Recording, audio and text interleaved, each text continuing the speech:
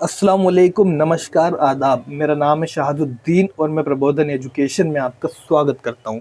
ये हमारी प्राचीन भारत में यूजीसी नेट की टर्मिनोलॉजी चल रही है और हम इतिहास को एक क्रमबद्ध तरीके से पढ़ा रहे हैं और हर जो टॉपिक को एक दूसरे टॉपिक से कनेक्ट करके पढ़ा रहे हैं। आपको अब समझ में आ रहा होगा धीरे धीरे कैसे कैसे हम जो है अपने पिछले टॉपिक को इस टॉपिक से कनेक्ट कर रहे हैं। तो कल की जो हमारा टॉपिक था ये उस वीडियो का अगला ही पार्ट है, जिसमें मैंने आपको वर्ण आश्रम के बारे में बताया था, वर्ण व्यवस्था के बारे में बताया था, आर्यों की माइग्रेशन के बारे में बताया था और आर्यों को लेके फॉरेन और इंडियन थ्योरीज के ऊपर में बताया था किसने किसने क्या क्या दी थी। तो आज की वीडियो जहाँ पर हमने शुरू करी थी तो हम वहीं से कल की वीडियो जो हमने ख़त्म करी थी वहीं से हम जो शुरू करते हैं। अगर आप वीडियो पर पहली बार विजिट कर रहे हैं तो आप जो है प्रीवियस वीडियो जाके सारी वीडियो एक दूसरे वीडियो से जो है कनेक्टेड है। मैंने आपको बताया था, उन्होंने कहा था कि मेरे पिता जो है मैं एक कवि हूँ, मेरे पिता वैद्य हैं और मेरी माँ अनाज पीसती हैं।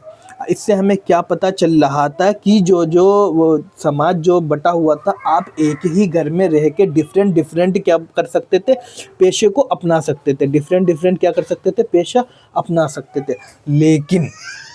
लेकिन ऋग्वेदिक काल के बाद जब हम उत्तर वैदिक काल पढ़ते हैं, जिसका मैंने आपको टाइम पीरियड बताया था कि 1500 से 1000 और 1000 से लेकर 600 में जो ये जो है जन्म के आधार पर, यानी आप जिस वर्ण में जन्मे हैं, अगर आप शूद्र में जन्मे हैं तो शूद्र में ही शूद्र के कार्य ही करेंगे, चाहे आपके अंदर कितनी भी प्रतिभा हो, चाहे आपके अंदर कितना भी कुछ जो है टैलेंट बढ़ा हुआ हो। अगर आप क्षत्रिय हैं, अगर आपके अंदर चाहे टैलेंट कुछ भी नहीं है, आप नकारे हैं, लेकिन आप जो है शूद्र में जन्मे हैं, क्षत्रियों में जन्मे हैं, तो क्षत्रिय ही कहलाएंगे। तो ये जो है बहुत बड़ा जो है हमें डिफरेंस देखने को मिलता है कि ऋग्वेदिक काल में जो वर्ण व्यवस्था का आधार था वो कर्म था, जबकि उत्तर वैदिक काल में आकर वही जो आधार हो जाता है क्या, जन्म हो जाता है। बाद में धीरे धीरे टूट कर ये जाति व्यवस्था जो है टूट कर ये जाति व्यवस्था में तब्दील हो जाती है। धीरे धीरे हम आगे देखेंगे कैसे कैसे जो है इनसे बहुत सारी जातियां बनेंगी, जो चार बने इनसे धीरे धीरे बहुत सारी जातियां बनेंगी। आगे चलकर जो ये पेशा है, समझ रही हो ना, ये पेशा जो है, पेशा चल के आगे क्या बनेगा, जाति का रूप ले लेगा। कैसे कैसे, जैसे कुमार हो गया, धोबी हो गया, ये जो जितने भी पेशा करने वाले बड़े ही हो गए, ये सब जो पेशा करने वाले आगे जाके जो है कैसे कैसे जाति में तब्दील हो जाएंगे।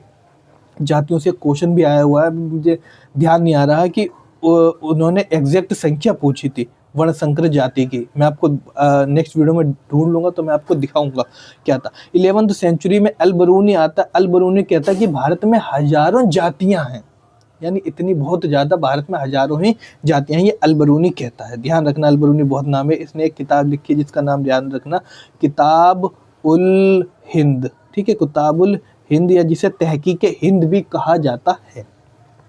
तो आप वर्ण व्यवस्था समझ के, तो जाति व्यवस्था में हमें सबसे पहला देखने को मिलेगा एक अनुलोम एंड प्रतिलोम विवाह। अब आप बोलोगे अनुलोम और प्रतिलोम विवाह बेसिकली है क्या, इसके ऊपर हम बात करेंगे क्या होता है। एक दूसरा हम व्यवसाय देखेंगे, दूसरा गैर वैदिक जनों का वैदिक समाज में समाहित, यानी ये देख रहा है कि नई जाति बन कैसे रही है।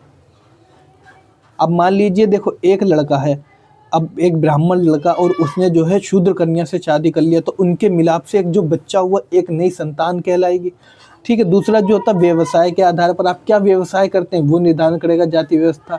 तीसरा जो है गैर जनों का वैदिक समाज में समाहित, यानी ऐसे जो जन थे, कबीले थे, लोग थे जो वैदिक नहीं थे, लेकिन बाद में क्या होता है वैदिक जनों में समाहित होते हैं, शादी कर लेते हैं। ठीक है, भाग के शादी कर लिया, कैसे शादी कर ली, तो ये ऐसे ऐसे नई नई जाति व्यवस्था पनपती है। अब सबसे पहले हम क्या देखेंगे, सोशल डिस्क्रिमिनेशन के बारे में बात करेंगे। सामाजिक विभेदीकरण है, समाज का जो विभाजन होता है कैसे होता है। देखो, हमें हर समाज में कहीं ना कहीं पर जो है देखो विभाजन देखने को मिलता है। ईसाई समाज में देखोगे, इस्लाम समाज में देखोगे, हिंदू समाज में देखोगे, हर जगह जो है समाज में जो है डिस्क्रिमिनेशन देखने को मिलता ही मिलता है।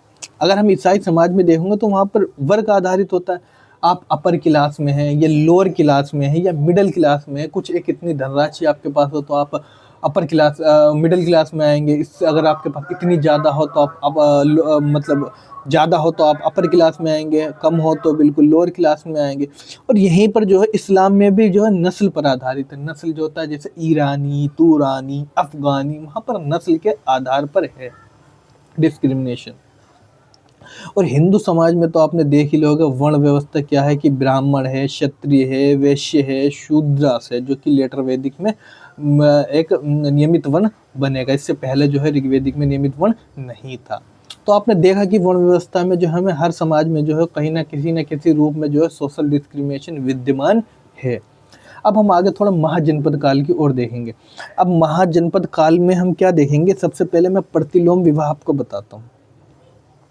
अब प्रतिलोम विवाह क्या है? अब प्रतिलोम विवाह में आपने ये देखा कि एक कन्या है, कन्या कौन है? ब्राह्मण है।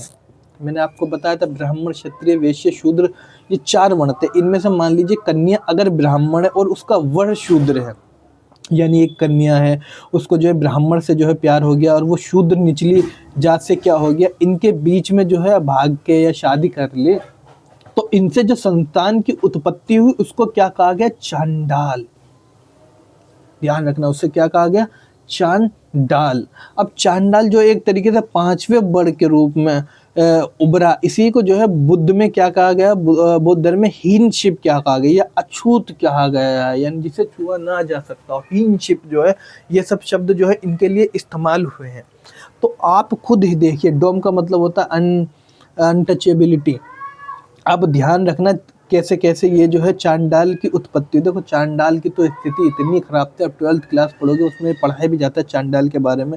ये तो दिन में जो है घर से बाहर निकल नहीं सकते थे, अगर निकलते थे तो इन्हें पैरों में अपने घंटी बांधनी पड़ती थी, जिससे जब ये चले तो घंटी बज जाए, लोग जो होता है बड़े जो उच्च जाति के जो लोग थे वो अपने घरों में चले जाएं, छिप जाए, इनका मुंह ना देखे। तो चांडाल की ये गांव से बाहर रहता था, इनकी तो शूद्रों से भी जो है दयनीय स्थिति होती थी। तो ये प्रतिलोम विवाह है, ठीक है, अनुलोम और प्रतिलोम विवाह। अब ध्यान रखना, और 8 प्रकार के विवाह मैं आपको बताऊंगा वो क्या होते हैं। गंधर्व विवाह, राक्षसी विवाह, पेशाच विवाह, उन सब के बारे में भी हम बात करेंगे, ठीक है, इसी के अगले ही पार्ट में डिटेल में। सारे वीडियो जो है कनेक्टेड हैं क्योंकि हमारी। तो हीनशिप आपको पता चल गई है। चंडाल, डोम कहते हैं अनटचेबिलिटी को, कभी आ जाए अगर ये शब्द तो मैंने लिख दिया इसलिए। अब सोशल डिस्क्रिमिनेशन में आपको बता चुका हूँ ये पूरा आर्यों के बारे में, लेकिन फिर भी जो है इंग्लिश में लिखा है तो मैं आपको थोड़ा और बता देता हूँ। अब वर्ण सिस्टम मैंने आपको बता दिया। वर्ण सिस्टम, वर्ण शब्द कहाँ से आया? रंग से। तो यही जो इस्तेमाल हुआ है कर्म। वर्ण was the term used for colour, colour यानी रंग के लिए इस्तेमाल हुआ। तो आर्यों का सेंट्रल एशिया से साउथ एशिया की तरफ ये जो है माइग्रेशन था। साउथ एशिया का मतलब था दक्षिण एशिया, सेंट्रल एशिया यानी मध्य एशिया से।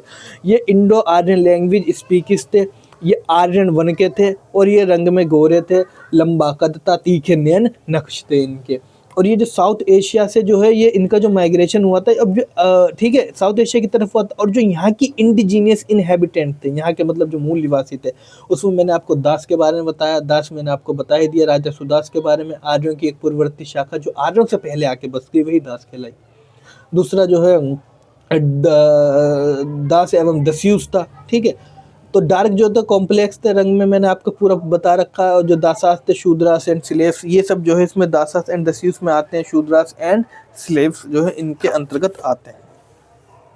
अब दूसरा जो है ठीक है, अब दूसरा जो है हमारा ट्राइबल सोसाइटी के बारे में बात करेंगे। जो ट्राइबल सोसाइटी था, ट्राइबल का मतलब आपने देखा ही होगा, ट्राइबल को कहते हैं एक तरीके कबीला, कबीलाई समाज कह लो, ठीक है, जनजाति समाज।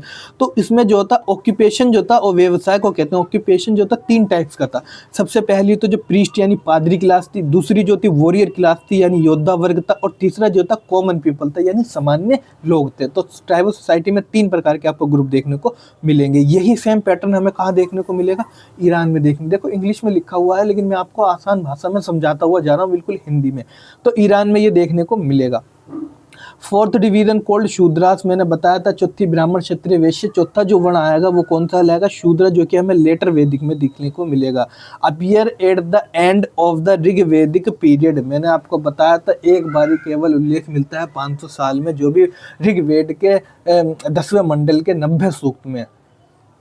Term mention Shudras for the first time in the Rigveda on its 10th mandala which is the latest edition. देखना ये सबसे लेटेस्ट एडिशन है। मैं आपको बताऊंगा और कौन सा लेटेस्ट एडिशन है इनमें से। 90 सूत्र ये मैं आपको बता ही चुका हूँ कि जो है माउथ से ब्राह्मण के, आर्म से क्षत्रिय, थाई से वैश्य, फीट से शूद्र, इनके बारे में जो है मैं आपको बता चुका हूँ ये क्या आते हैं। अब मैं साथ में थोड़ा आश्रम व्यवस्था के बारे में भी बता ही देता हूँ कि आश्रम व्यवस्था है क्या। ठीक है, आश्रम व्यवस्था है क्या। आश्रम व्यवस्था में मैंने आपको मुंडन मिश्र वाली वीडियो में बताया था, जो शंकराचार्य का जिनसे शास्त्रार्थ हुआ था, तो उसमें जो मैंने आपको बताया था कि 4 प्रकार के हमें आश्रम देखने को मिलते हैं। एक ब्रह्मचर्य आश्रम, गृहस्थ आश्रम, वानप्रस्थ आश्रम और संन्यास आश्रम। अच्छा, ऐसा करता हूँ मैं इस वीडियो को मैं अगले वीडियो में जो इसका तीसरा पार्ट बनाता हूँ, इसको पूरा कंप्लीट करवा देता हूँ, क्योंकि अगर इसी वीडियो में बनाऊंगा तो वीडियो 25-30 मिनट की ज़्यादा लंबी पहुँच जाएगी।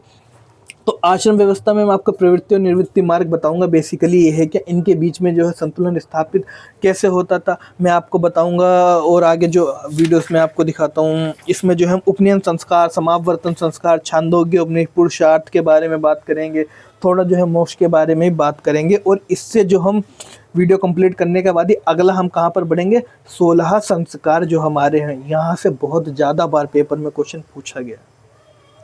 तो मैं इस वीडियो को जो है यहीं पर समाप्त करता हूँ।